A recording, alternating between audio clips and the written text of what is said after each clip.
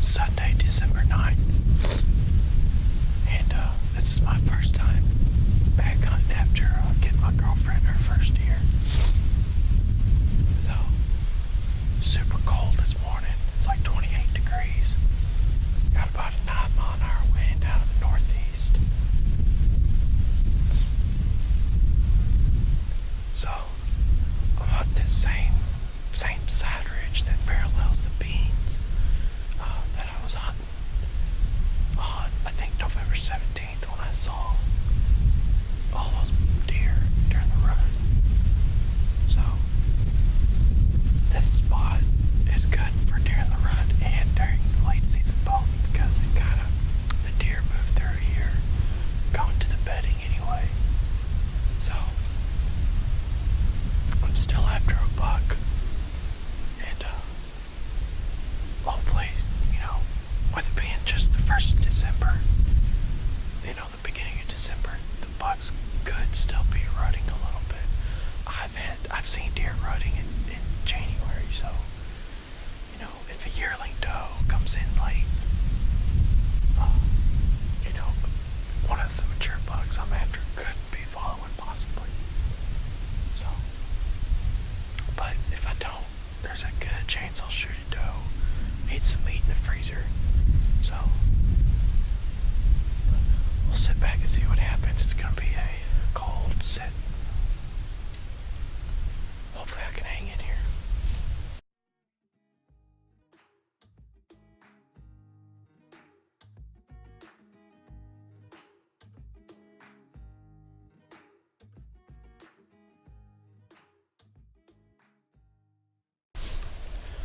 Well, it's the following evening, December 9th. I'm back up in this stand that overlooks this bean field. It's about 4 o'clock right now. I just got settled in. So, I don't expect to see anything move really until about 5 o'clock. So, everything's got about an hour to settle down and all. So, I had a perfect wind for this stand, really blowing me. It's not really blowing behind me, but it's blowing straight across this field to the neighboring property. So, unless deer get way out in the field over towards the neighbor, they shouldn't be able to smell me. But I can see a lot of ground from this stand. So, hopefully, I'll have a bunch of deer out here tonight. Hopefully, one of them will be a nice shooter buck, but we'll see.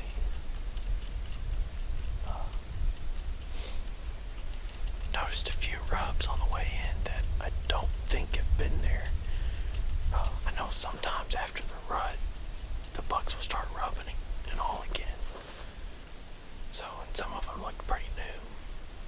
But I pulled the card from the camera behind me, and after I'm done with the interview, I'm gonna look through those and see if any of our shooters are still alive and if they've been coming through here during the daylight any. So hopefully it's a good night. We'll just have to see.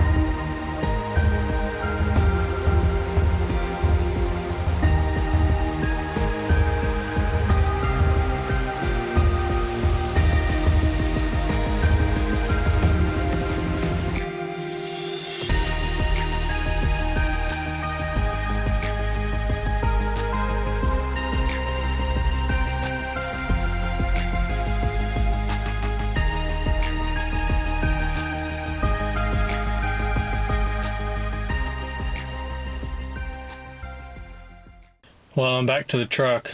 Pretty good night again in that same stand. Usually when the temps are cold and there's food out there, I see a lot of deer at that stand. I don't know how many I've seen exactly tonight. I'd have to think about it, but I'd say it was probably around the 12 to 14 mark, somewhere in there. And then I seen that one real nice buck that he's actually one of our shooter bucks. He's not a super high scoring deer, but I think his age class is up there pretty good. I think he's probably 5.5 or 6 year old deer maybe after seeing him tonight. He's just his body is big, but he looks a little run down. Even before the rut, he looked a little run down, but he's got a real big, heavy chest, real big neck. So I think he's a pretty old deer. I was definitely going to take him if he came over there to me, but he stayed on the other side of the field and milled around. Those two groups of does, I don't know if I really got them on footage. I don't know how good a footage I got of any of the deer, because especially the shooter buck, because he was kind of across my body and my camera arm doesn't have enough extension. And plus all the branches right in front of me, the camera wants to focus on those branches instead of across the field. But I'll see what I got. Hopefully I got some decent footage. But those does, there's two separate groups of does, and they both groups fed kind of across in front of me about 50 yards. And the wind wasn't blowing. It ended up moving a little bit, switching up a little bit, and it was blowing a little out in that field a little more than I'd like. And they kind of got a little whiff of me, not enough to really know what I was. They'd kind of smell me and get a little nervous, and they'd calm back down and they'd start eating again. And the first group worked on over to the neighboring fence row, and then worked down in and back into that chunk of timber. And then the second group, they came, did the same exact thing pretty much, except when they kind of got a whiff of me, the lead doe turned and started hopping away. She didn't really run, but she hopped away. And she got over to the other side of the field. She blew a couple times, I think. And then she was done. She started eating again. And none of this bothered the shooter buck. He kept eating. He just kind of watched them. And as it got closer to dark, he just kind of turned around and ate his way back into the woods. So I don't know. I'm trying to set that stand again next week, and if he does the same exact thing, or if I see him again, he does the same thing, might try to get a stand over on that side of the field. But the only problem is the fence, the property line's like 20 yards within those edges of the woods. So better hope you make a double long and heart shot with the property line being that close. But overall, really good night. You know, that's the oldest deer I've ever seen in person. And I wouldn't say he's the highest scoring deer I've ever seen in person, because I don't think he'll score very high at all. He looks like his antler growth is on the downhill slope, so that's kind of why I think maybe he could be a 6-year-old. But you know, I'm no expert on aging deer. I could be totally wrong. So hopefully next weekend we can catch up to one of our shooter bucks and fill that buck tag and put some meat in the freezer, and then it'll really be, after that, if we can get a buck, it'll be a doe fest after that. So see y'all later.